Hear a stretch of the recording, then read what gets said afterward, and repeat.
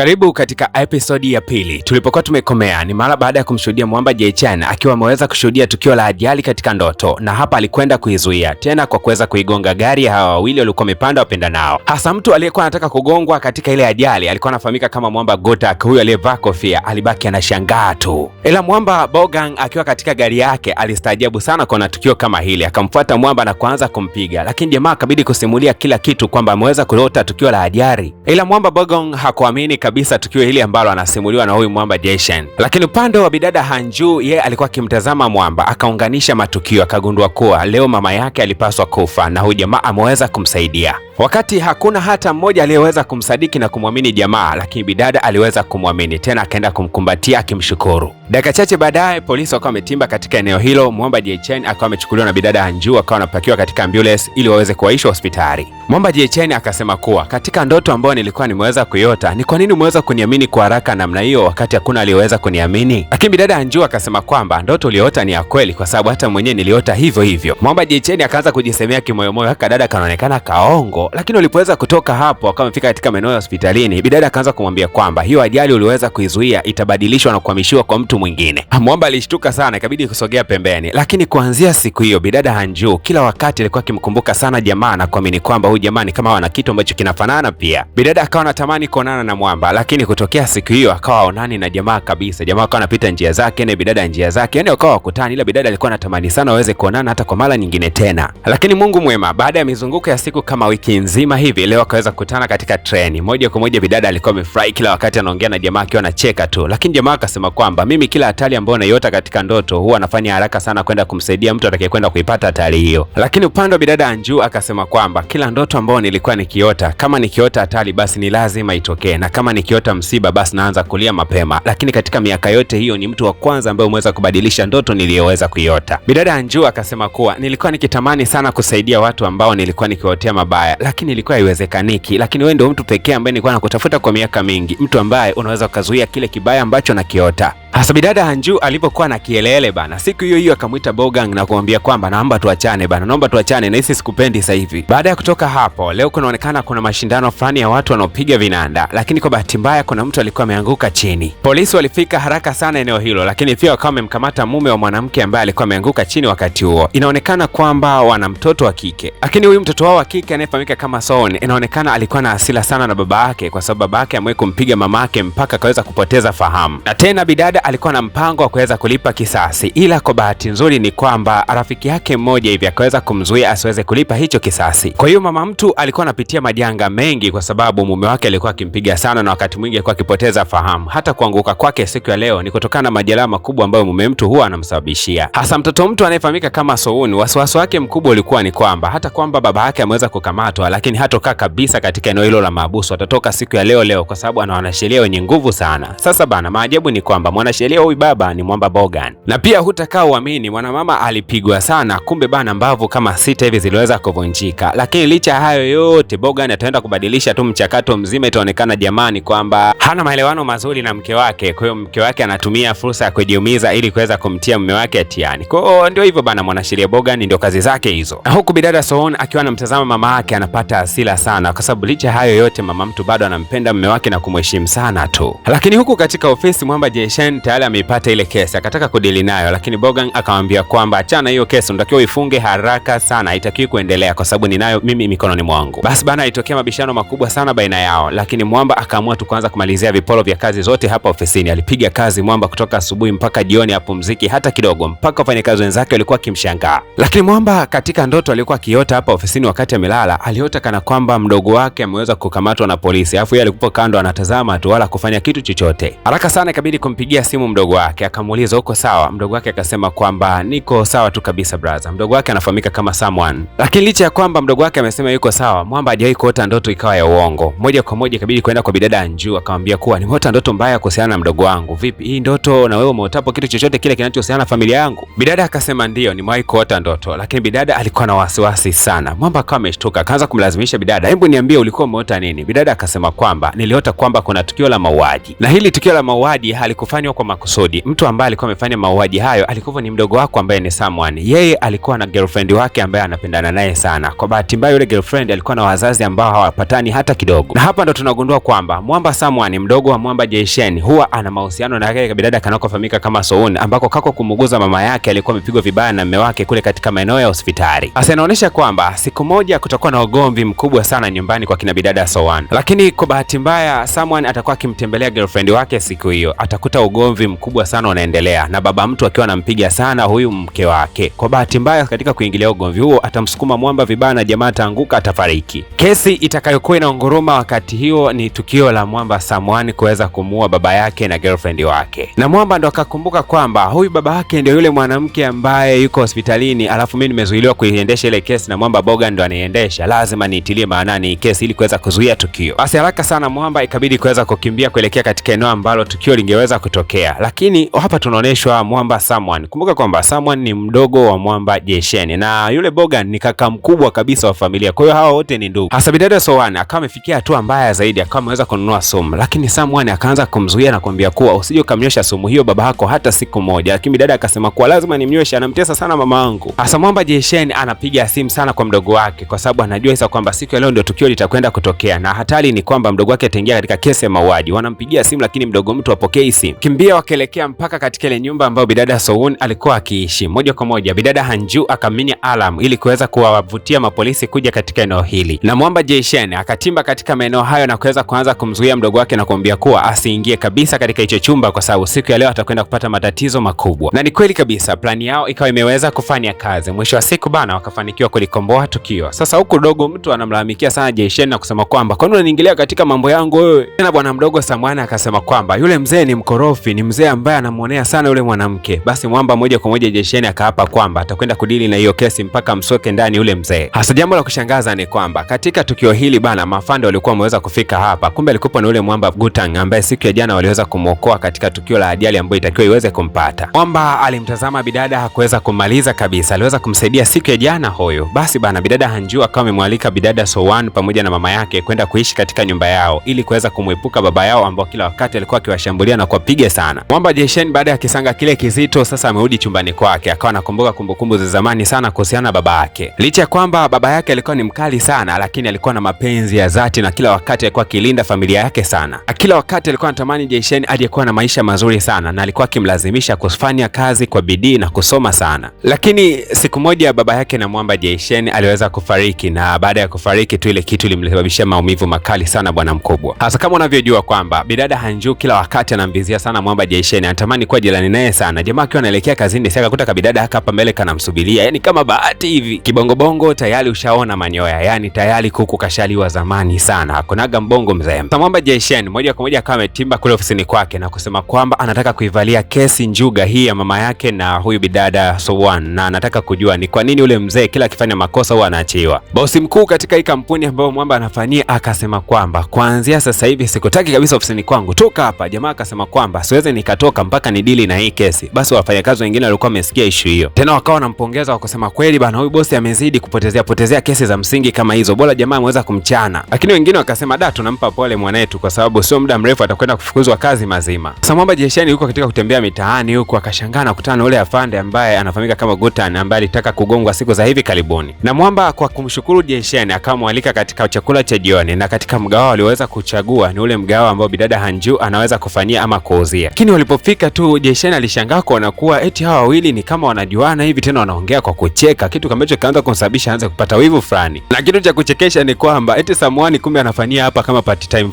fulani hivi, yani kumbe mwamba mdogo wake anakujaga hapa kuuza mgawani, na lengo la Someone ni kama analipa fadhila za bidada alivyoweza kuisaidia ile familia yule bidada ambaye anampenda. Kwa hiyo anakuja kufanya kazi hapa ili kama kulipa fadhila tu. Lakini kumbe wakati wakiwa katika eneo hili, tofauti ni kwamba huyu mwamba Gutang yeye ana uwezo wa kuota ndoto ya matukio yote ambayo yatakwenda kujili mbele, sio mabaya sio mazuri, yani ana uwezo wa kukisia matukio ya mbele yake. Na hata hapa katika eneo la mgahawa ambapo wamefika siku ya leo na mwamba Jae-shen, basi alikuwa anatakiwa kuja na bosi wake, yeye akaamua kubadilisha tukio kwa kuja na mwamba Jae-shen. Sasa akakisia kwa kusema kuwa kuna mgeni mwingine anakuja dakika hizi, na tena kama masiara akaanza kuhesabu 1 2 3, ile anahesabu tu ya 3 mwamba Bogan akaweza kuingia. Kwa hiyo hapa tunagundua kwamba Gutang ana uwezo mkubwa sana wa kuona tukio la mbele yake, na lengo la Bogan kufika katika eneo hili alikuja tu kujihakikishia kwamba je, je, Sowan na mama yake je wanaishi hapa au la, kwa sababu yeye ndio mwanasheria wa baba yao. Jayshen alishangaa sana kuona tukio hili, akawa anashangaa ina maana Bogan amekuja mpaka hapa kuifuatilia hiyo familia, ana shida gani huyu jamaa? Lakini Bogan alikuja na maneno machache sana kwa kusema kuwa baba yenu ameniagiza kwamba kama mtakuja kuhitaji taraka, basi mtambue kwamba hamtapata share yoyote ile katika familia yake, hilo mliweke katika akili yenu. Mtoto mtu aliposikia kwamba hawatapata share yoyote ile akavunjika sana moyo, kwa sababu alikuwa na ndoto ya kwenda kusoma nje ya nchi, na mama mtu hayuko tayari kuona kwamba mwanae ndoto zake zinavunjika. Hasa tunaondoka na swali moja tu, je, mama mtu atafanya nini kuhakikisha kwamba je anapata taraka ili asiweze kupatiwa mgao, ama atakwenda kuishi na mwamba ili aweze kupata mgao na mtoto wake aweze kusoma? Basi maswali yote hayo na majibu katika episode ijayo. Ujanja ni kugusa alama ya kusubscribe katika channel yetu na katika channel ya Mzamini anaisongesha vyema tamthilia hii. Ni vyema tukamtia moyo ili tuweze kwenda sub chap katika tamthilia hii, bonge la tamthilia, na ndo kwanza linaanza.